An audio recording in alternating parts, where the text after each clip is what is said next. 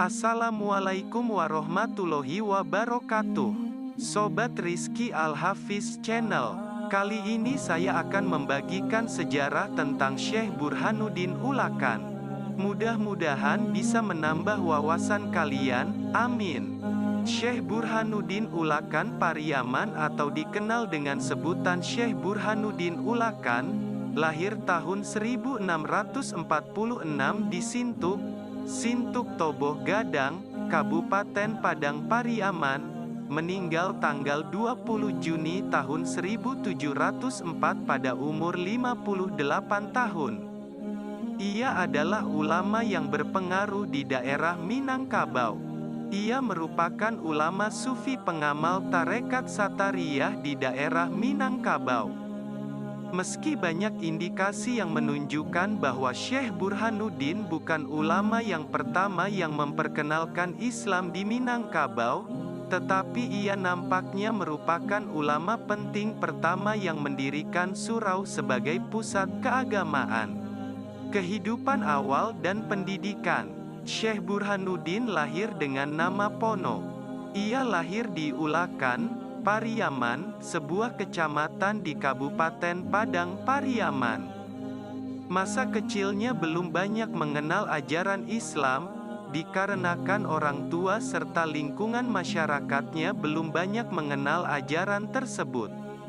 Ketika kecil, ia dan ayahnya masih memeluk agama Buddha.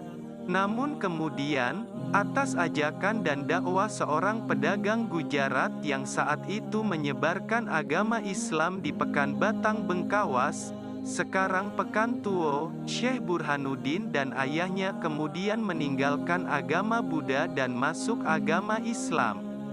Menginjak usia dewasa, Syekh Burhanuddin mulai merantau dan meninggalkan tempat orang tuanya. Syekh Burhanuddin pernah belajar di Aceh dan berguru kepada Syekh Abdur Rauf As-Singkili, seorang mufti kerajaan Aceh yang berpengaruh, yang pernah menjadi murid dan penganut setia ajaran Syekh Ahmad Al-Kusyasyi dari Madinah. Oleh Syekh Ahmad keduanya diberi wewenang untuk menyebarkan agama Islam di daerahnya masing-masing.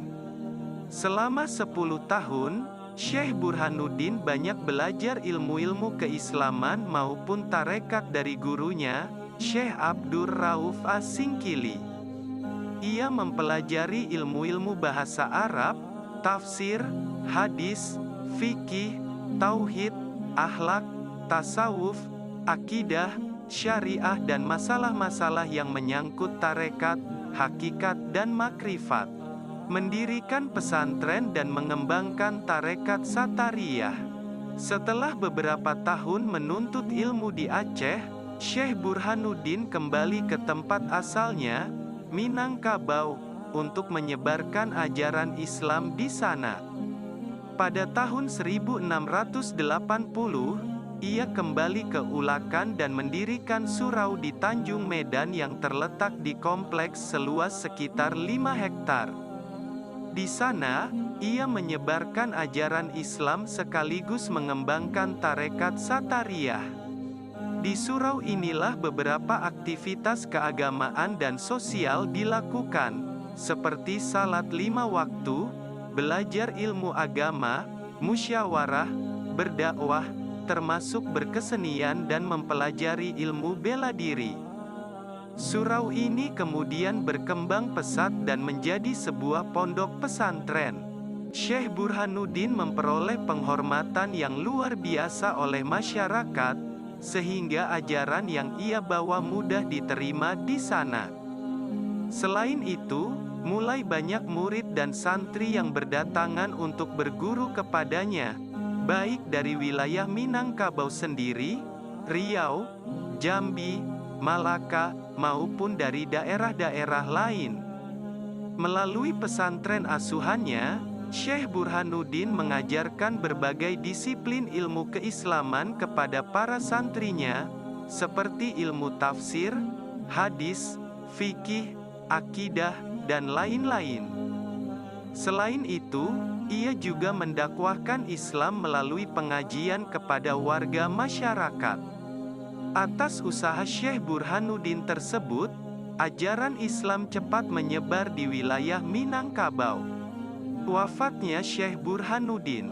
Syekh Burhanuddin memimpin pesantren tidak begitu lama, setelah 10 tahun memimpin ia meninggal.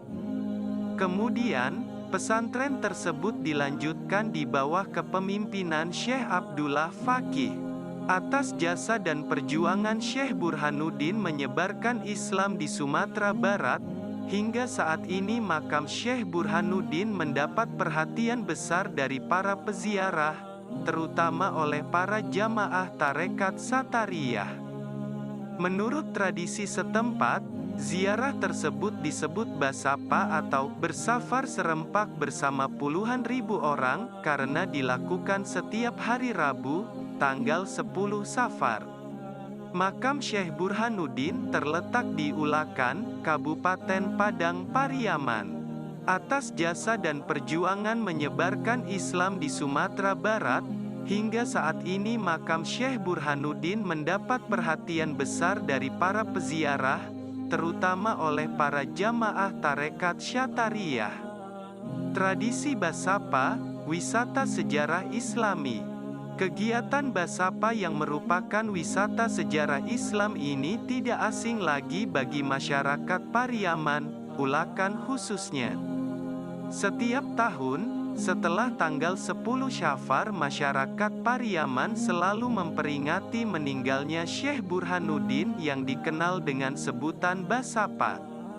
Dinamakan dengan basapa karena kegiatan ini hanya dilaksanakan pada bulan Safar tahun Hijriyah. Penentuan acara basapa setelah tanggal 10 Safar sendiri berkaitan dengan hari yang diyakini sebagai tanggal wafatnya Syekh Burhanuddin Ulakan, yaitu 10 Safar 1111 Hijriyah, 1691 Masehi.